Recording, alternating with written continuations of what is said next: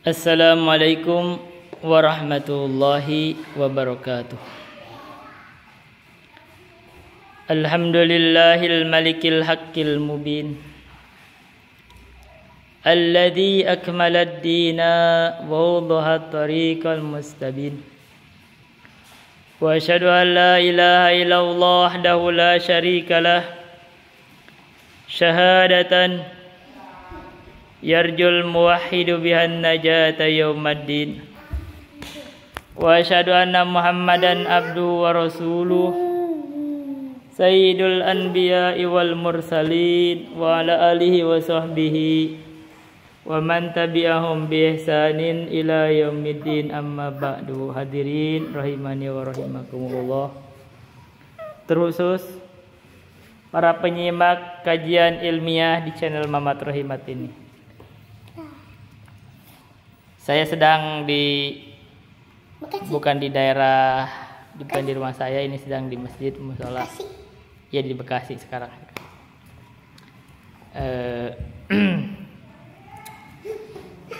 Tapi karena saya sudah komitmen di dalam hati, sudah berniat insya Allah untuk mengadakan pembahasan ilmiah, mudzakarah ilmu, walaupun sedikit setiap hari, maka insya Allah untuk menjaga istiqomah, karena istiqomah ini mahal. Istiqomah itu yang membuat seseorang itu berbeda dari orang lain. Istiqomah itu yang membuat kemenangan. Istiqomah itu yang membuat kejayaan. Jadi kalau seseorang itu sudah berniat untuk mengerjakan sesuatu yang baik, lalu dia kerjakan tidak berhenti, maka itu ada keunggulan. Dia akan mencapai apa yang terbaik dalam kehidupan. Dan kita sudah berniat insya Allah untuk mengkaji setiap hari insya Allah pembahasan ilmu sebagai mudzakarah yang sebagiannya mungkin saya datangkan dari hafalan. Kita akan masuk kepada kaidah, dan ini saya datangkan dari hafalan. Kita masuk pada kaidah fikih berikutnya. Wal aslu walaysa masyru'an minal umuri ghairul ladzi fi syar'ina madhkuri. Kaidah kemarin kita sudah baca. Wal aslu fi adatinal ibahah hatta yaji'a sariful ibahah walaysa masyru'an minal umuri ghairul ladzi fi syar'ina madhkuri. Kita kaidah ini yang kita baca. Walaysa masyru'an minal umuri, tidaklah disyariatkan di dalam perkara-perkara agama ini ghairul ladzi fi syar'ina madhkuri, selain apa yang sudah disebutkan di dalam syariat kita. Artinya di dalam kaidah ini Syekh Abdurrahman bin Nasir As-Sa'di akan menjelaskan satu kaidah penting di dalam agama, bahwa ibadah ini asalnya itu tidak disyariatkan, atau asalnya ibadah ini asalnya haram, kecuali sudah ada perintah dari Allah untuk mengerjakannya. Kalau mengerti pada kaidah ini pembahasan besar bahwa orang tidak akan sembarangan untuk melakukan ibadah kecuali ibadah itu disyariatkan oleh Allah dan Rasulullah, kecuali dicontohkan oleh Rasulullah. Ini pembahasan bahwa barang siapa mengerjakan amalan berupa ibadah di dalamnya dimaksudkan keriduan Allah tanpa ada contoh dari Rasulullah, itu masuk di dalam pembahasan bid'ah. Bid'ah artinya apa? Mengada-ngadakan sesuatu di dalam agama tanpa ada contoh sebelumnya dari Rasulullah. Dan pembahasan bid'ah ini adalah pembahasan besar. Rasulullah SAW bersabda, bahkan di dalam Al-Arba'in An-Nawawiyah nomor 5 disebutkan, an ummil mu'minina ummi Abdillahi Aisyah radhiyallahu anha annaha qalat, dari Ummul Mukminin, ibunya kaum mukminin, beliau memiliki kunyah Ummu Abdillah, ibunya Abdullah. Aisyah radhiyallahu anha, namanya Aisyah radhiyallahu anha binti Abu Bakar radhiyallahu anhuma. Annaha qalat, sesungguhnya Aisyah berkata, qala Rasulullah sallallahu alaihi wasallam, Rasulullah sallallahu alaihi wasallam bersabda, man ahdatsa fi amrina hadza ma laysa minhu fahuwa raddun. Man ahdatsa, siapa yang berbuat ihdas. Ihdas artinya siapa yang mengada-ngadakan perkara baru. Fi amrina, di dalam urusan kami ini. Hadza, ini berarti amrina ini, kalau dalam pembahasan nahwu kita sedikit, itu adanya amrun didapatkan terhadap domir. Nah, berarti domir itu kan makrifat. Makrifat artinya jelas. Nakiroh diidopatkan terhadap makrifat, maka dia menjadi makrifat. Maka fi amrina itu artinya sudah jelas urusan agama. Hada ini adalah badal dari amrina, maka semakin jelas. Yang ini, kalau disebut yang ini sudah jelas, itu artinya ini ditunjuk, ini jelas, yaitu masalah agama. Ma laisa minhu, terhadap apa yang bukan berasal dari amrina ini, bukan berasal dari agama ini, fahuwa raddun, maka itu tertolak. Jadi barang siapa yang mengadakan perkara-perkara baru di dalam agama yang bukan bagian dari agama tersebut, fahuwa raddun. Nah, huwanya itu kemana? Itu memungkinkan dua sebenarnya. Memungkinkan terhadap perkara tersebut, maka perkara tersebut ditolak, yaitu ibadahnya tidak diterima. Jadi ibadah yang tidak mengikuti contoh Rasulullah, dan itu yang lebih banyak yang menjelaskan tidak diterima, ditolak. Tapi mungkin huwa itu adalah keman, orangnya ditolak. Dan itu ada riwayat di dalam nanti di mahsyar itu kan ada ketika matahari sangat dekat, manusia berkumpul panas, orang ada bercucuran keringat, ada yang sampai tenggelam dengan keringatnya, padahal keringat itu tembus ke bumi katanya 70 siku, tapi masih tenggelam juga. Itu ada yang seperti itu.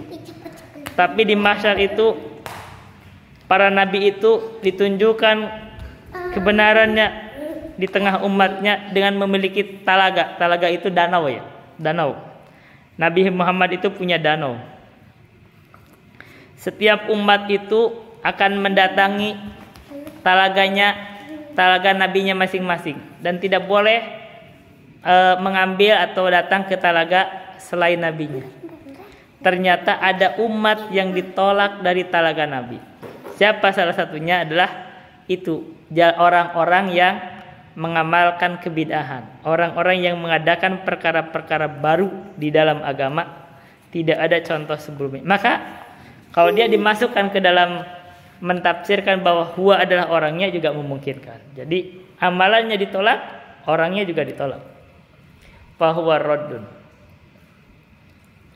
Itu rawahu al-Bukhari wa Muslim. Ini diriwayatkan oleh Imam al-Bukhari dan Muslim. Fi riwayatin li Muslimin, dan di dalam riwayat dari Imam Muslim lafadznya man amila amalan laisa alaihi amruna fahuwa raddun. Barang siapa yang beramal dengan suatu amalan, perhatikan amalannya itu mutlak. Man amila amalan laisa alaihi amruna, amalannya mutlak, bebas sebenarnya amalnya, karena dia itu adalah ada nakiro di konteks isbat, berarti mutlak. Menurut tinjauan kaidah fikih, kaidah usul fikih begitu, mutlak. Man amila amalan, apa aja amalannya? Laisa alaihi amruna, yang tidak ada perintah kami. Berarti ini terkait agama. Kenapa? Maka kembali bahwa raddun, maka itu tertolak. Jadi yang tertolak apa? Amalannya bisa atau orangnya bisa. Itu riwayat Muslim. Mungkin pertanyaan. Mungkin ada pertanyaan. Pertanyaannya adalah,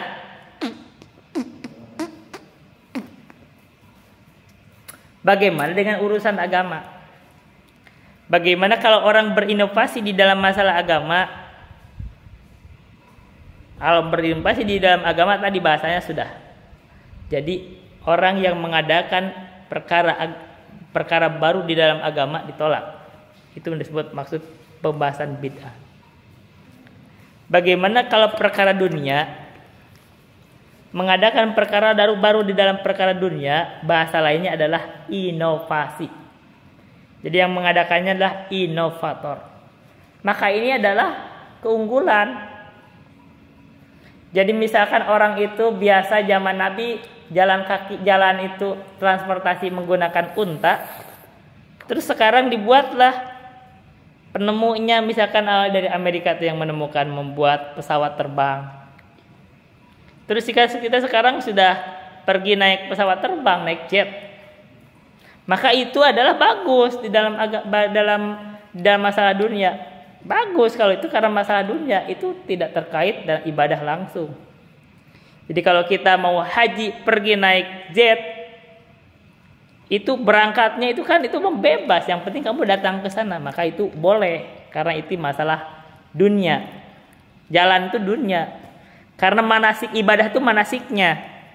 Jadi kalau manasik hajinya yang diganti, nah itu gak boleh bid'ah. Misalkan tawaf itu adalah harusnya kan 7 putaran diganti jadi 12 putaran. Nah itu bid'ah itu. Atau misalkan ihram itu kan disunahkannya, diwajibkannya itu adalah dari mikot, diganti sama dia mikotnya. Nah itu bid'ah, itu pembahasan bid'ah karena sudah ditentukan. Terus misal wukufnya itu kan harusnya wukuf itu di mana? Di Arafah. Ini wukufnya ganti dia di kuburan Nabi. Nah itu gak boleh, itu bid'ah itu. Nah itu kalau masalah gitu itu namanya mengganti syariat. Itu mengganti syariat Islam, itu bid'ah, itu ditolak. Jadi kalau masalah syariat Islam, kalau masalah ibadah, itu pembahasan yang saklek, kita harus mengikutinya. Justru di situ keunggulannya, kita harus mengikuti Nabi. Nabi itu mengajarkan, terserah mau bentuk-bentuknya apa, itu contoh haji. Sholat misalkan, kita sholat itu kan cuma 5 kali 5 waktu. Subuh 2 rakaat, diganti sama dia lagi semangat, saya sholatnya pengen semangat mau 12 rakaat. Itu bid'ah itu, walaupun 12 rakaat gak sah, ditolak gitu. Dia berdosa, walaupun banyak. Dia mungkin berargumen, kenapa saya tidak boleh sholat 12 rakaat, saya kan lagi semangat. Nah gitu, gak boleh, tidak diterima di dalam agama. Walaupun kamu lagi semangat, mentang-mentang semangat, sholat subuh 12 rakaat tidak diterima. Justru yang 2 rakaat itu walaupun sedikit, itu lebih mencocoki sunnah, maka itu yang diterima. Atau mungkin dia ganti waktunya. Waktu sholat subuh itu kan setelah fajar sidik. Nah, itu fajar kedua, yang fajar yang ya udahlah, intinya fajar sidik itu yang ketika fajar menyingsing itu yang ada tanda waktu datang waktu subuh. Diganti dia waktunya itu setelah matahari naik 1 tumbak. Itu di waktu duha. Diganti dia waktunya, sengaja mengganti waktu subuh dengan di waktu duha, itu tidak sah salatnya. Kenapa? Itu artinya dia tidak beribadah sesuai dengan yang dicontohkan Rasulullah. Itu namanya mengganti atau membuat inovasi hal-hal baru. Kecuali dia ketiduran. ketiduran bangun-bangun duha, dia sholat, itu gak apa-apa kan, disebutin itu kan, itu waktunya dia buat dia khusus. Tapi dia tidak berniat mengganti waktu subuh, kan begitu. Nah kalau dia berniat mengganti waktu subuh, pindah waktunya ke waktu duha, terus dia sholat di situ, maka itu tidak sah sholatnya. Kenapa? Ini pembahasan bid'ah. Jadi kalau kemarin kita ngebahas masalah adat, kebiasaan itu boleh, apapun itu bersifat kebiasaan. Kita mau bertransaksi, kita mau bisnis. Kalau bisnis itu kaidahnya harusnya itu kita bebas. Orang bisnis itu kadang dibebasin aja, kadang masih kalah bisnis gitu. Banyak persaingan kan. Bisnis itu kadang walaupun dibebasin, inovasi, kadang-kadang kalah juga. Apalagi kalau dihalangi. Apalagi kalau bisnis itu gak boleh ini, gak boleh ini, gak boleh ini. Jadi kalau begitu caranya, ini termasuk ini harusnya jadi semangat kepada regulator dan semua ya. Kalau dalam bisnis harusnya jangan terlalu banyak ngatur. Kita gak diatur aja, kadang gak gampang bisnis itu gagal. Kita banyak orang bikin usaha startup 90% gagal, yang gak diatur aja gagal banyaknya. Apalagi diatur, malah semakin susah lagi. Gak boleh ini, gak boleh ini, gak boleh. Lebih susah lagi. Gak ada yang berbisnis akhirnya, gak bisa berhasil. Yang gak diatur aja banyak gagal. Ini di dalam keduniawian itu dibebaskan. Kita mau menemukan membuat motor yang dengan teknologi misalkan bahan bakarnya dengan air. Silahkan bebasin aja itu. Yang dibebasin aja belum tentu bisa, ngapain diatur-atur? Gitu kan? Nah ini kalau kaidahnya di dalam dunia, bebasin aja. Ini aturan agama itu dibebasin. Kenapa? Karena kalaupun dibebasin juga belum tentu berhasil. Banyak gagal kok. Kalau misalkan dalam dunia itu bakal berhasil semua, itu gampang, orang kaya semua, sukses semua. Kenyataannya kita bikin mobil banyak yang gak berhasil itu. Udah membuat prototipe, kadang-kadang udah jalan, mogok di jalan, kayak gitu. Kadang-kadang macam-macam banyaknya. Itu perlu inovasi, dan inovasi itu kadang perlu percobaan itu kadang gagal. Gak bisa cukup sekali percobaan. Itu kan dengarkan katanya Thomas Alva Edison itu nggak tahu berapa puluh kali beliau gagal ketika menemukan lampu. Itu percobaan lagi gagal. Maka untuk dunia bebaskan orang untuk mencoba. Jadi dalam agama dikaidah kalau orang berbicara dengan dunia, silahkan mereka berinovasi, silahkan mereka mencoba, karena tuh kalau kamu mencoba pun belum tentu berhasil juga, apalagi dilarang. Nah ini sekaligus kita himbauan kepada regulator, jangan jangan banyak mengatur inovator. Jangan mengatur inovasi, bebasin aja inovasi itu. Kenapa? Karena yang sudah inovasi juga belum tentu berhasil. Apalagi dilarang-larang. Gak boleh ini, kapan jalannya? Sudah dilarang, ini gak boleh, gak boleh. Akhirnya gak berhasil. Yang sudah dibebasin aja kadang gagal. Apalagi dilarang-larang. Akhirnya gagal mulai. Nah itu gak boleh. Nah kita kasih sekarang kaidah. Ini kalau kita sekarang dengan pendekatan fikih, supaya kita itu diserap ini kebijaksanaan wisdom di dalam fikih itu diserap di dalam aturan negara juga. Ini di masalah dunia itu bebasin, bebas kamu silahkan berbuat apapun, bebas masalah dunia. Kamu mau bikin motor yang terbang, bebas. Kamu mau bikin mobil bisa terbang, silahkan. Kamu juga mau dibebasin juga belum tentu bisa gitu. Bebasin, ngapain dilarang-larang? Kamu mau bikin pesawat dengan bahan bakarnya air, bebas. Kamu mau bikin listrik dengan tenaga surya, bebas. Itu disilahkan orang dibuat inovasi. Karena inovasi di sini juga baru kalau orang mampu membuat inovasi, baru di situ orang yang hebat. Kayak mungkin yang terkenal sebagai great innovator itu kan sekarang itu Elon Musk. Elon Musk itu termasuk great innovator. Dia bisa bikin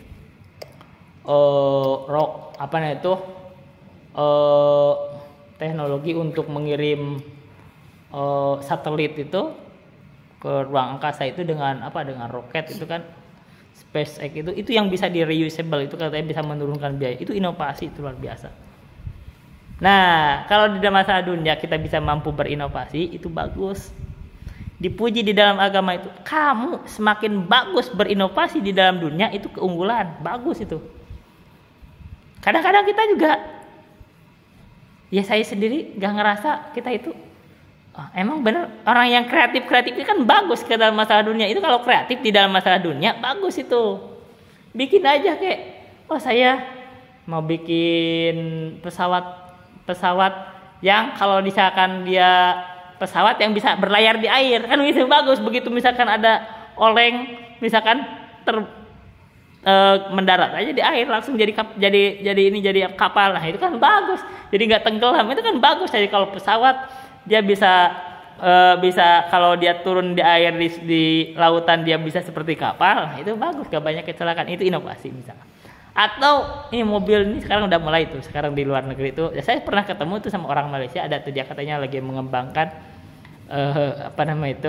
mobil yang bisa terbang. Itu bagus tuh, di Cina juga mulai itu ada. Dan sekarang ada mulai itu ada. Jadi mobil bisa terbang, bagus itu. Saya macet nih di Jakarta, macet nih malas banget.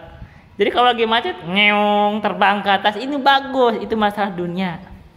Tapi masalah agama itu bukan untuk berinovasi. Ini aturan Allah. Ini hukum Allah. Ini ta'abudi, kita beribadah kepada Allah, mencari keridhaan Allah, maka kita tidak boleh berinovasi di dalam masalah agama. Ini yang dilarang. Anehnya kita ini, bangsa Indonesia atau umat Islam ini, kalau masalah dunia lelet, tidak mau berinovasi, tidak sanggup berinovasi.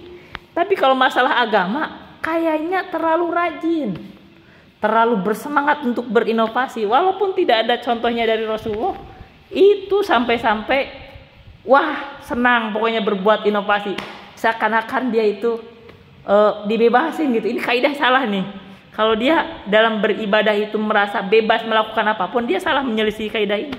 Dia bisa membuat ibadah-ibadah sendiri, dia bisa membuat ritual-ritual sendiri, dia bisa membuat doa-doa sendiri, dia bisa membuat zikir-zikir sendiri, dia bisa membuat perayaan-perayaan sendiri. Di sini menyelisihi. Begitu ditegur, ini bid'ah, yang ada dimusuhi. Bahkan kalau dikasarkan nih,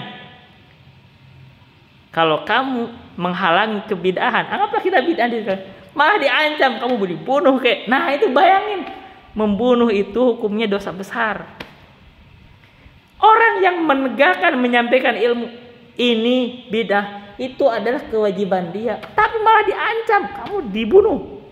Luar biasa ini umat Islam yang mengaku muslim. Bayangkan, ini kan dosanya bertumpuk. Pertama, dia berkekeliruan dengan membuat hal-hal baru atau mengikuti hal-hal yang baru yang dia tidak ada ilmunya, padahal Allah melarangnya, wala taqfu ma laisa laka bihi ilmun. Janganlah kamu mengikuti hal-hal yang kamu tidak punya ilmunya. Plus merasa gampang akhirnya karena ingin memaksakan kehendak dengan berinovasi atau mengikuti itu yang tanpa ilmu itu. Yang melarangnya malah diancam dibunuh misalkan. Itu subhanallah. Ya kalau disampaikan pengajiannya dibubarin, kan subhanallah, itu dosa besar. Karena membubarkan pengajian itu dosa besar. Itu sama dengan menghalangi masjid-masjid Allah dijadikan tempat zikir. Allah berfirman, "Wa man adzlamu mimman mana masajidallahi ayyudhkara fiha ismuhu." Siapa yang lebih zalim dari orang yang menghalangi masjid-masjid Allah untuk dilakukan dzikir di dalamnya? Artinya bahasa lainnya, tidak ada yang lebih zalim dibanding orang yang menghalangi masjid-masjid Allah itu dijadikan tempat dzikir, dan tidak ada yang lebih afdol dari dzikir itu dibanding menjelaskan hukum-hukum Allah. Ya, kita harus tahu, kita ingatkan, umat Islam ini harus cerdas. Di dalam masalah dunia bebas, kamu bebas melakukan apapun, bebas, sepanjang tidak ada larangannya, bebas kamu. Bebas masalah dunia itu bebas. Kamu mau bisnis kayak apapun bebas, sepanjang tidak ada larangan. Larangan itu seperti dolim. Dolim itu gak boleh. Oh saya kan bebas dunia. Iya tapi kamu dolim kepada orang lain nggak boleh. Goror nggak boleh. Misalkan gitu kan. Oh saya ini bebas tapi kamu nggak boleh berbuat riba. Nah jadi kalau ada larangan nggak boleh. Tapi dunia itu bebas. Kamu mau bisnis apapun bebas. Jadi kalau begini prinsipnya kita nih orang-orang muda, terutama para pengusaha.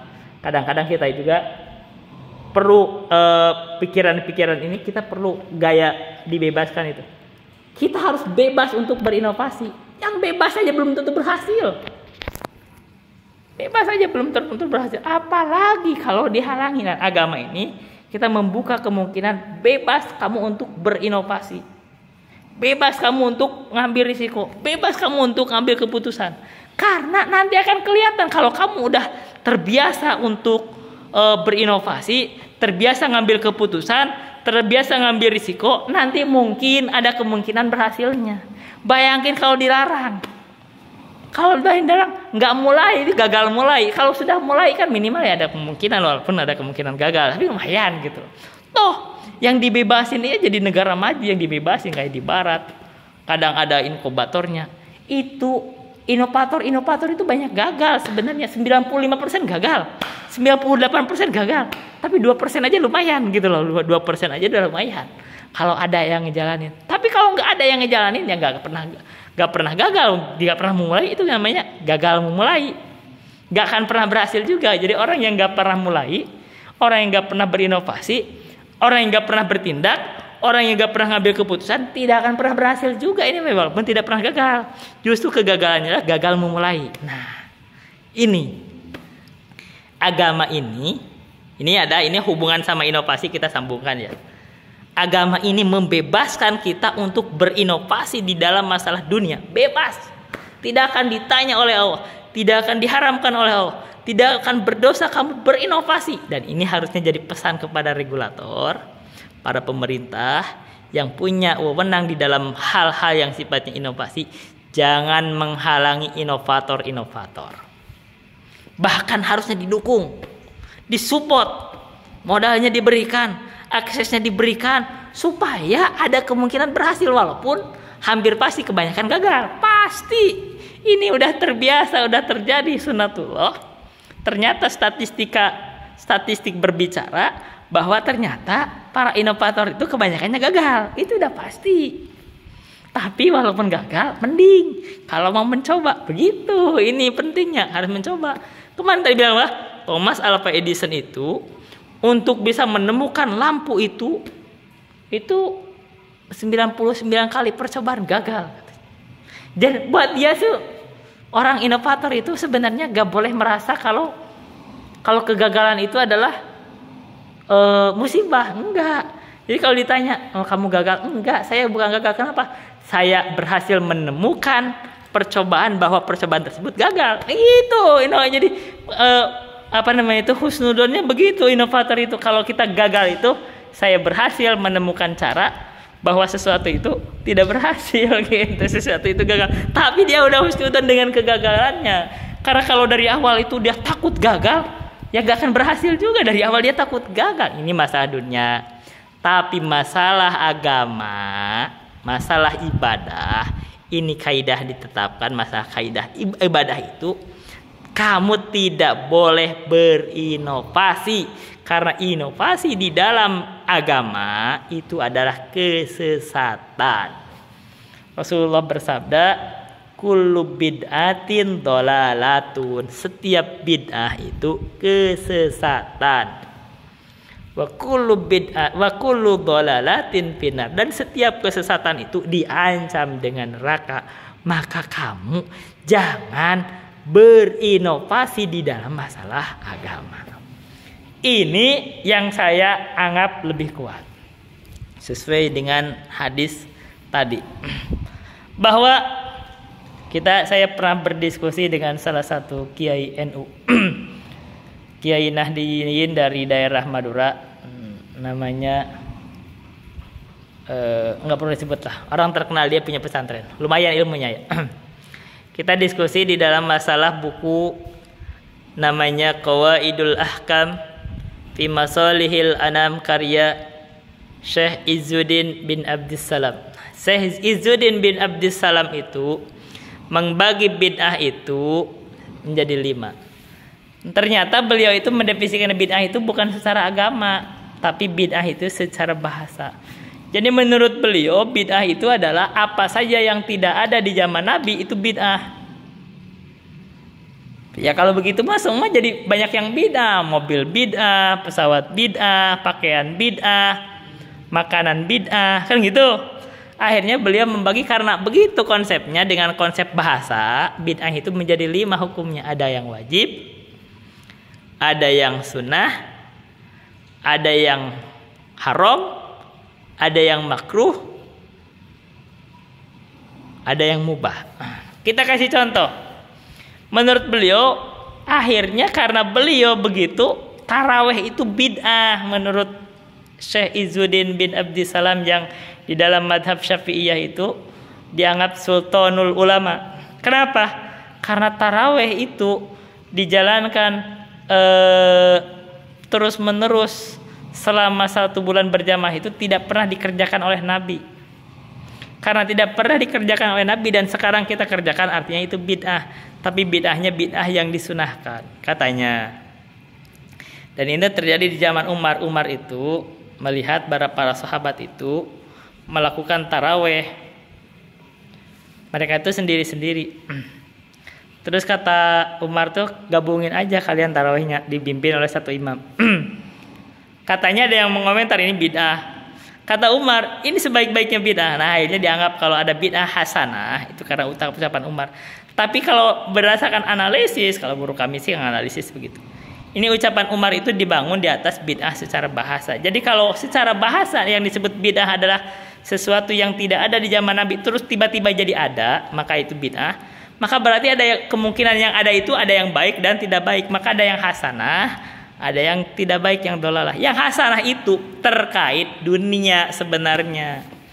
Jadi kalau orang tadi membuat pesawat terbang, yang tadinya kita itu kalau mau haji itu naik onta, sekarang naik pesawat, maka itu bid'ahnya hasanah kalau menurut bahasa. Tapi kalau menurut agama itu bukan bid'ah. Tadi yang bahasan tadi, karena kita sudah bedakan bid'ah itu hanya terkait dengan agama. Sebagaimana dengan hadis. Jadi kalau kita melihatnya dari konteks konsep berpikirnya atau cara pandangnya hadis, bid'ah itu hanya terkait agama. Tapi kalau menggunakan bahasa, konsekuensinya tadi kayak Izzuddin bin Abdissalam, berarti apapun kalau begitu, kalau bid'ahnya secara bahasa ya yang ada yang baik, ada yang buruk. Yang baik itu ada yang wajib. Jadi kata menurut dia kayak belajar ilmu nahwu itu wajib, akhirnya bid'ah yang wajib. Karena itu untuk menjaga agama. Tapi masalahnya sekarang pertanyaan begini. Kita kan perlu dikritik, ulama itu perlu dikritik. Menurut Izzuddin bin Abdissalam ilmu nahwu gak ada di zaman Nabi. Saya bantah sekarang. Di dalam hadis tadi, di hadis yang kelima, Aisyah berkata begini. Qala Rasulullah sallallahu alaihi wasallam. Kalimatnya gimana? Berkata Rasulullah sallallahu alaihi wasallam. Bacanya Rasulullah. Aisyah tidak bisa begini. Qala Rasulillah, tidak dibaca kasrah, dibacanya domah. Qala Rasulullah. Itu artinya nahwu. Artinya nahwu itu berjalan di zaman para sahabat, di zaman Nabi. Walaupun tidak disebut ini fa'il, tapi penerapannya sudah dijalankan oleh para sahabat karena itu ada di dalam lisan Arab. Kalau begitu berkata bahwa nahwu itu tidak ada di zaman Nabi, patut untuk dipertanyakan. Kalau gitu konsep Izzuddin bin Abdissalam saya tidak sependapat. Yang kedua, bid'ah itu katanya ada yang hasanah, ada yang mubah atau sunnah. Itu seperti taraweh. Taraweh itu Nabi pernah mengerjakannya 3 malam. Tapi Nabi sengaja meninggalkannya, alasannya apa? Takut dianggap wajib.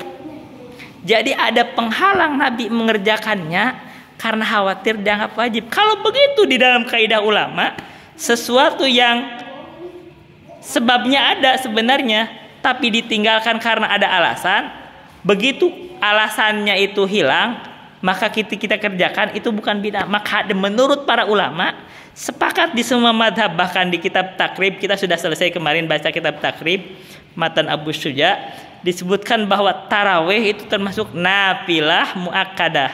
Artinya ibadah yang muakkadah adalah tarawih. Salat tarawih, salat witir, salat duha itu adalah nafilah muakkadah. Tidak disebut bid'ah. Jadi saya gak sependapat disebut tarawih itu bid'ah. Ya sunnah. Bahkan sunnah muakkadah. Kenapa?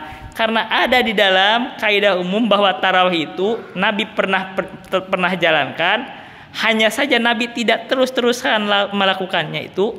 Alasannya itu karena khawatir dianggap wajib. Begitu Nabi sudah tidak ada, maka Umar mengumpulkan para sahabat itu untuk tarawih berjamaah 30 malam berturut-turut, dan itu adalah sunnah. Sunnah siapa? Mereka nyebutnya ini sunnah Umar, ini sunnah Nabi Muhammad. Umar hanya menegakkan sunnah Nabi, itu sunnah Nabi Muhammad. Walaupun Nabi Muhammad belum mengerjakannya 30 malam, karena Nabi itu khawatir itu dianggap wajib. Begitu Nabi sudah meninggal, kekhawatiran itu sudah tiada. Begitu. Berarti ini hukum apa itu? Itu bukan sunnah Umar, ini sunnah Nabi Muhammad. Maka ketika kita melaksanakan tarawih bukan bid'ah, itu apa? Sunnah. Artinya ketika ada berselisih pendapat, misalkan ada ulama itu kadang-kadang ada kelirunya.